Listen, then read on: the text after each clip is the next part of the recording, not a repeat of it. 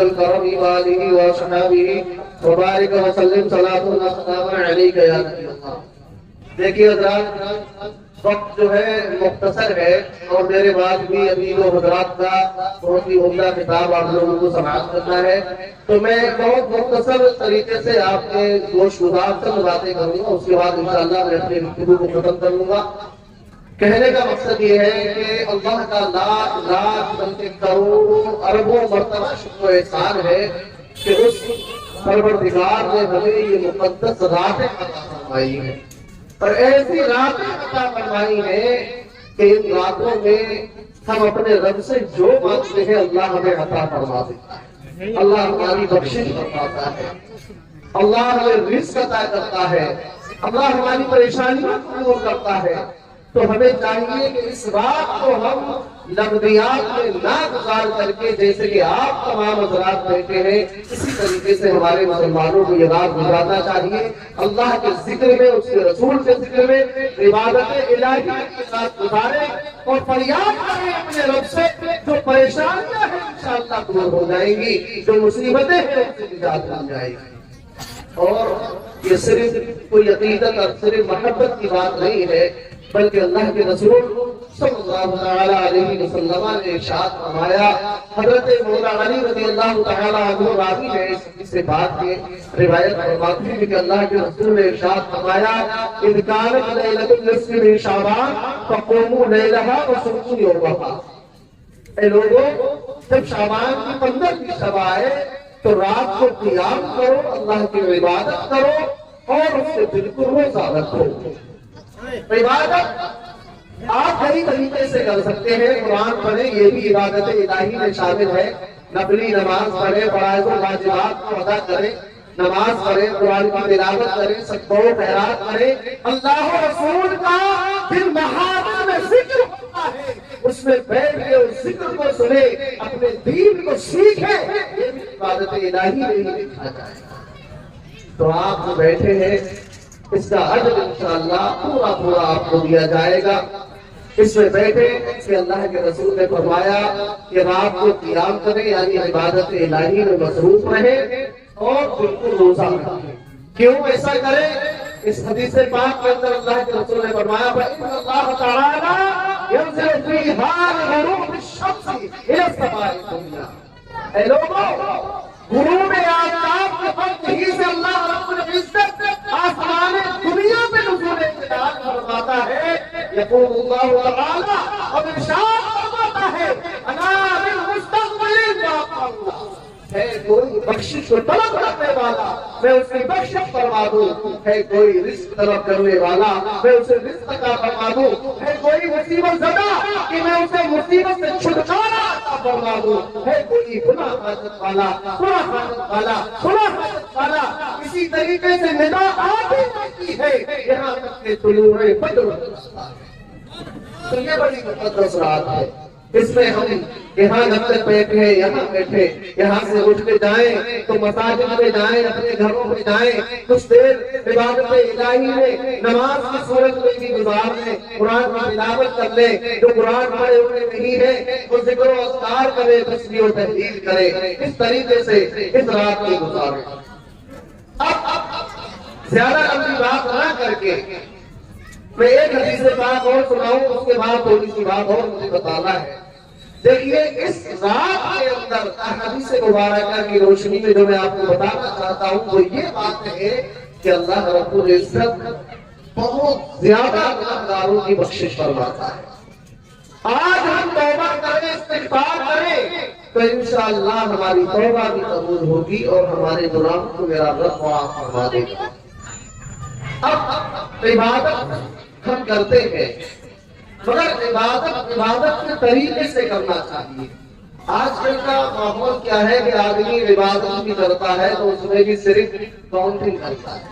کیا کاؤنٹنگ کرتا ہے؟ مثال کے طور پہ جب نابا مسجد میں پہنچے اور جب دیکھا کہ لوگ نماز پڑھ رہے ہیں تو بھی نفل پڑھنے کے لیے کھڑے ہوئے، 2 رکعت، 4 رکعت، 6 رکعت، 10 رکعت، 30 رکعت، اب جو ہے مقابلہ چلنے لگا۔ صاحب میں نے 10 رکعت نفل پڑھے، وہ کہتا ہے میں نے 20 رکعت پڑھ لیے، کوئی کہتا ہے میں نے 100 رکعت پڑھ لیے۔ مگر مسلمانوں یہاں پر خبر نہیں کرنا میں نے 100 رکعت پڑھ لیے یا میں 10 رکعت پڑھ لیے۔ آپ 10 رکعت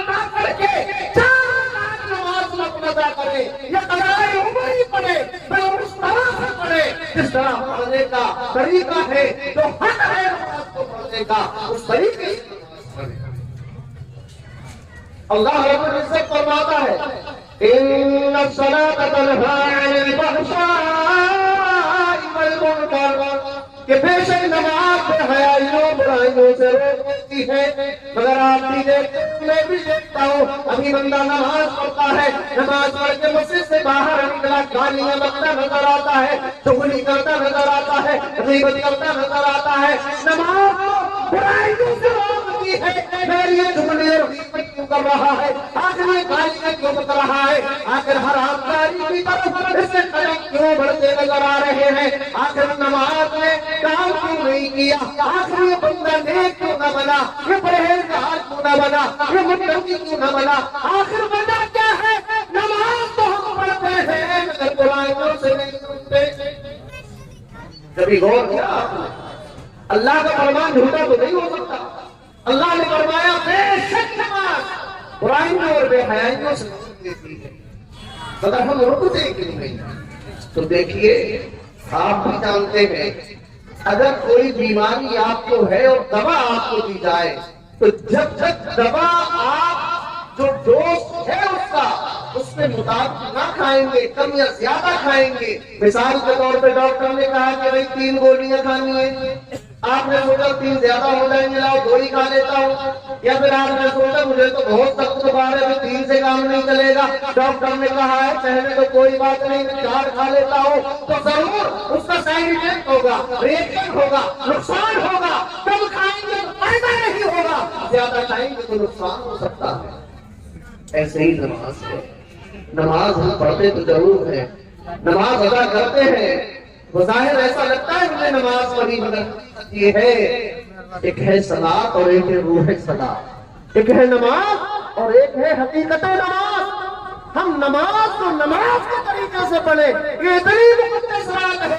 اس میں ہمیں 100 رکعت نہ پڑھ ملے تو نہ پڑھ ملے 4 رکعت کر لے اللہ رب العزت قادر مطلق ہے ان 4 رکعت کا صلاۃ اتنا عطا فرما دے گا کہ ہمارے ذہن و گمان کو نہیں آئے اگر پڑھے خشوع حضور کے ساتھ خلوص قلب کے ساتھ رضا الہی کے لیے پڑھے ہم نمازیں پڑھتے ہیں مگر ہمیں اس کے واجبات کی خبر نہیں ہوتی اس کے سنن کے بارے میں ہم نہیں جانتے نماز کے فرائض کیا ہے ہم نہیں جانتے ارکان صلاۃ کیا ہے ہم نہیں جانتے بس کھڑے ہوئے نیت باندھی رکوع سجدہ مرتب طریقے پہ کرتے چلے گئے ہمیں پتہ نہیں لگا آخر ہماری نماز صحیح ہوئی یا نہ ہوئی مگر مسلمانوں اگر ہمارے نماز کے اندر جو واجبات ہیں وہی مکمل نہ ہو تو وہ نماز نہ ہوگی اور جب نماز نہیں ہوگی تو پھر برائیوں سے روکے گا برائیوں سے تبھی روکو گے جب نماز کو نماز اگر نماز صحیح طریقے سے ادا کرنے کی مجھے امیدیں کبھی ہے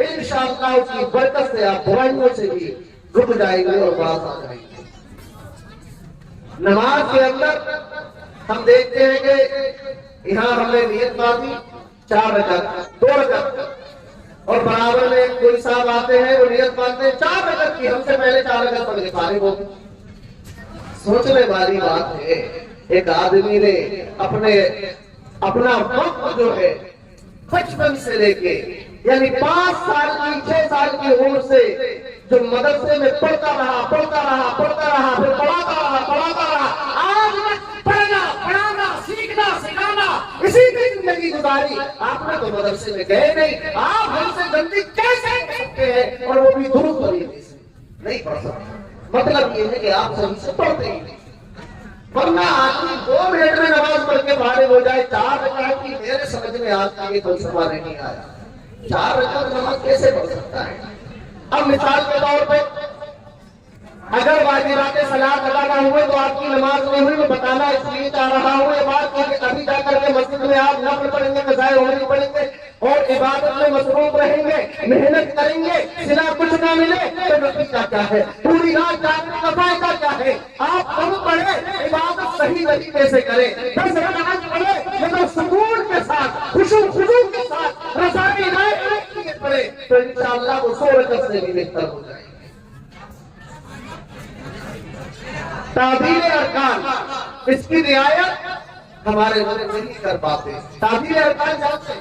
تعبیر ارکان کہتے ہیں کس کو؟ میرے خیال میں سنا بھی نہیں ہو. تعبیر ارکان کیا ہے؟ تعبیر ارکان نماز میں واجب ہے، مگر آپ کو جب یہ بتا ہی نہیں تعبیر ارکان ہوتا کیا ہے تو اس واجب کو ادا کیسے کریں؟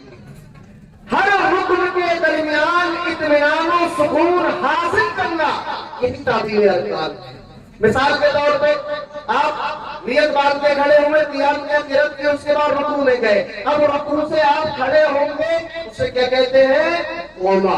اسے کہتے ہیں قوما. تو اب رکوع سے آپ ابھی رکوع میں ہیں، سیدھے کھڑے ہو اطمینان کے ساتھ سمع اللہ لمن حمدہ ربنا ولک الحمد کھڑے ہو کر کے کہے، پھر اللہ اکبر کہہ کے آپ سجدے میں جائے. مگر ایسا ہوتا نہیں ہے. ایک آدمی رکوع میں گیا، سمع اللہ لمن حمدہ جلدی سے کہا، پورا کھڑا نہیں ہوا، سجدے میں چلا گیا. اب سجدے سے سر اٹھایا، دوسرے سجدے میں سیدھا بیٹھنا، ایسے سیدھا بیٹھنا یہ واجب تھا، مگر نہیں. سر اٹھایا، سجدے سے اتنا اٹھایا پھر گرا دیا. یہ تعبیر ارکان کی رعایت نہ ہوئی، یہ مرغ سے نہ ہوا، یہ نماز مکمل نہیں ہوئی، یہ واجب و احاطہ ہوئی. اس نماز کو واجب ہے جب تک کہ تعبیر ارکان کی رعایت نہ کرے، واجبات صلاۃ کو مکمل نہ کرے، تب تک نماز مکمل نہیں ہوئی. اگر ہوئی تو واجب و احاطہ ہوئی، اور اگر کوئی فرض چھوٹ گیا تو پھر نماز نعرہ رسالت، نعرہ تکبیر، نعرہ رسالت، مسلک اعلیٰ حضرت جلسہ شب برات کانفرنس مفتی عمران حمزہ صاحب قبلہ، نعرہ تکبیر، نعرہ رسالت. ماشاءاللہ آپ لوگ تشریف رکھیں. مفتی عمران حمزہ صاحب قبلہ تشریف لا چکے ہیں. انشاءاللہ میرے بعد حضرت کا ہی خطاب ہونا ہے. میں بہت مختصر انداز میں اپنی بات کو پورا کروں گا اور اس کے بعد جو ہے اپنی گفتگو ختم کر لوں گا. دیکھیے تو میرے کہنے کا مقصد یہ ہے کہ آپ جو نمازیں پڑھیں وہ خشوع و خضوع کے ساتھ رضائے الہی کے لیے پڑھیں اور واجبات و فرائض کی رعایت کرتے ہوئے پڑھیں. اگر ہم محنت کریں مگر اس کا صلہ کچھ نہ ملے تو کیا فائدہ؟ اگر آپ 4 رکعت نماز پڑھتے ہیں تو اس کا ثواب بھی اتنا ہے جو آپ کے وہم و گمان سے بھی نہیں جاتا ہے. ایک حدیث بات سناؤں گا پھر بات کو ختم کروں گا. حدیث بات میں آتا ہے کہ اللہ کے رسول صلی اللہ تعالیٰ علیہ وسلم نے ارشاد فرمایا، غور سے سننا ہے، ارے غور سے سننا ہے میری بات کو، بہت غور سے سننا اور دیکھنا. آپ 100 تک نہیں پڑھ پاتے کوئی بات نہیں، 4 رکعت نماز پڑھ لینا، اتنا ثواب اللہ رب العزت اپنی رحمت سے عطا فرما دے گا کہ آپ کے وہم و گمان سے بھی زیادہ ہو. اللہ کے رسول نے فرمایا کہ بندے مومن بارگاہ خداوندی میں حاضر ہوتا ہے اور جب وہ اللہ اکبر کہہ کر کے نیت مانتا ہے تو بس نیت باندھنے سے ہی اللہ رب العزت اس کے تمام گناہوں کو معاف فرما دیتا ہے. تمام گناہ صغیرہ معاف کر دیے جاتے ہیں. جیسا کہ آج ہی اپنے ماں کے پیٹ سے پیدا ہوا ہے. ابھی تو آپ نے کچھ کیا ہی نہیں، ابھی تو کچھ بھی نہیں کیا، مگر یہ نماز ہونا چاہیے. دکھاوے کی نماز نہ ہو، یاری دوستی والی کہ صاحب یہ پڑھ رہا ہے تو میں بھی پڑھ لوں. دل میں محبت ہونا چاہیے، مجھے نماز پڑھنا ہے، رب کی رضا کے لیے پڑھنا ہے، کوئی دکھاوا نہیں کرنا ہے، بلکہ اس لیے پڑھتا ہوں تاکہ میرا رب مجھ سے راضی ہو جائے. آپ نیت کرتے ہیں اللہ اکبر تو پھر آپ کو اتنا ثواب ملتا ہے کہ اللہ آپ کے تمام گناہ صغائر کو معاف فرما دیتا ہے. روایت کے اندر آتا ہے جب بندہ نیت ماننے کے بعد کھڑا ہوتا ہے اور پھر ثنا پڑھتا ہے تو اللہ رب العزت اس کے جسم کے بال کے برابر، جسم کے بالوں کی تعداد کے برابر ایک ماہ کی عبادت کا ثواب اس کے نام میں لکھ دیتا ہے. صرف سبحانک اللہم، ابھی شروع کیا ہے سبحانک اللہم وبحمدک وتبارک اسمک وتعالی جدک ولا الہ غیرک، بس اتنا پڑھا. اللہ رب العزت نے آپ کے جسم کے بالوں کی تعداد کے برابر ثواب آپ کے نامہ اعمال میں فرشتوں سے لکھوا دیا. اے فرشتوں لکھ دو میرے بندے کے نامہ اعمال میں اتنا ثواب لکھ دو. اب ہم پڑھتے ہیں اعوذ باللہ من الشیطان الرجیم. روایت میں آتا ہے جہاں کرنے کے وقت یعنی انسان کا جب وقت ہوتا ہے, موت کا وقت ہوتا ہے, جان نکل رہی ہوتی ہے تو تکلیف ہوتی ہے. اعوذ باللہ پڑھنے کی برکت سے اللہ رب العزت اس میں آسانی پیدا فرما دیتا ہے. پھر آپ پڑھتے ہیں بسم اللہ الرحمن الرحیم تو اللہ رب العزت 4000 میں کیا آپ کے نامہ اعمال میں درج کرا دیتا ہے. 4000 درجات کو بلند فرما دیتا ہے اور 4000 گناہوں کو مٹا دیا جاتا ہے. ابھی صرف بسم اللہ تک پہنچے ہیں. اب آپ کو سورہ فاتحہ پڑھنا ہے. روایت میں آتا ہے کہ سورہ فاتحہ جب بندہ مومن نماز کی حالت میں پڑھ رہا ہوتا ہے تو اللہ رب العزت اسے حج یا عمرے کا ثواب عطا فرماتا ہے. حج یا عمرے کا ثواب عطا فرماتا ہے. ابھی آپ اپنے محلے کی مسجد میں کھڑے ہیں, حج اور عمرے کا ثواب آپ کے نامہ اعمال میں لکھ دیا گیا. اب آپ رکوع میں جاتے ہیں اور رکوع میں جانے کے بعد کہتے ہیں سبحان ربی العظیم. ارے پڑھتے نہیں پڑھتے سبحان ربی العظیم. روایت میں آتا ہے جیسے ہی بندہ مومن رکوع کے اندر اس تصویر کو پڑھتا ہے تو اللہ رب العزت اسے سونا خیرات کرنے کا عطا فرماتا ہے اور تمام آسمانی کتابوں کے پڑھنے کا ثواب ہے وہ ثواب عطا فرما دیتا ہے.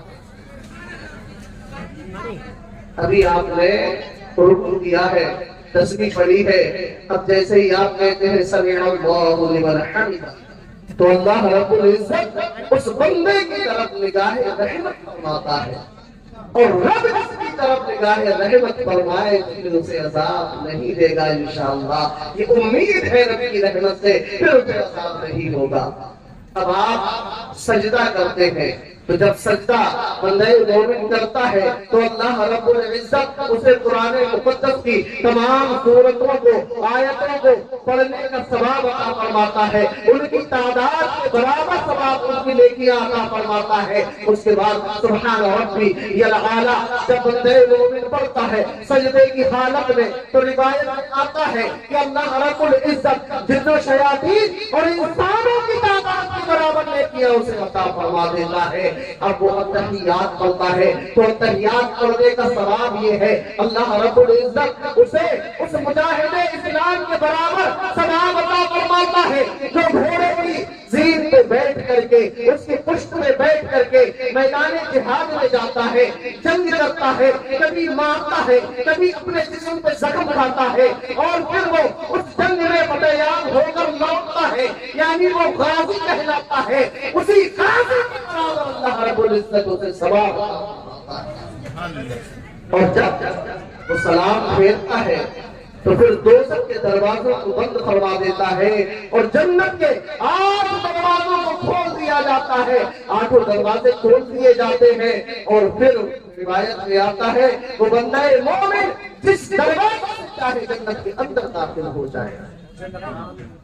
اتنا ثواب 4 رکعت پڑھی ہے مگر پڑھنے کا حق ادا کرے, خشوع خضوع سے پڑھے, اللہ کی رضا کے لیے پڑھے, واجبات اور فرائض کی رعایت کے ساتھ پڑھے. یہ نہ ہو کہ آپ چاہے مسجد میں اور ملک کی ٹھونگ مار کر کے الٹے سیدھے جلدی 100 رکعت 50 رکعت 30 رکعت پڑھ کر کے آ گئے اور بعد میں آ کر یہ فخر کر رہے ہیں کہ صاحب میں نے اور نوافل پڑھ لیے. اس کی ضرورت نہیں. جتنا کرو اللہ کی رضا کے لیے کرو, کم کرو مگر اچھے سے کرو تاکہ اس کا اجر ملے, اس کا ثواب ملے. بس میں اپنی بات کو اسی پہ ختم کرتا ہوں. اس کے بعد حضرت سے آپ لوگ بہت ہی مدلل اور مفصل بیان انشاءاللہ سماعت فرمائیں گے.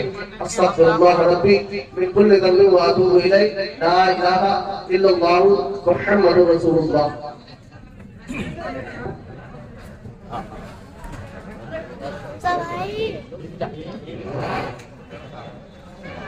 Bye.